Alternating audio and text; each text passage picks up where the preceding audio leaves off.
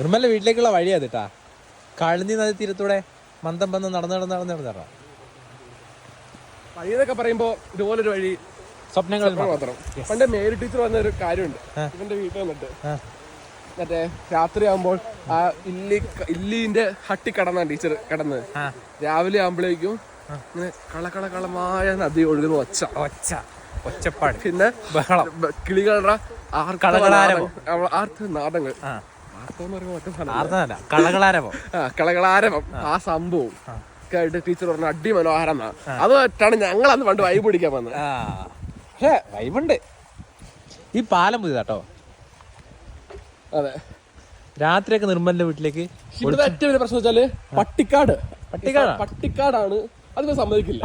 Range എന്ന് പറഞ്ഞ സാധനം പോലും ഇല്ല. ഇതിലൂടെ രാത്രി വരുന്നവരെന്തായാലും ഇങ്ങോട്ടോ മറിഞ്ഞു വീഴുന്നതാണ്. That is 100% sure. നിർമ്മല പണ്ടുണ്ടല്ലോ പബ്ബിൽ ചുണ്ടുന്ന തോട്ടിക്കകത്ത് കെട്ടിവെച്ച്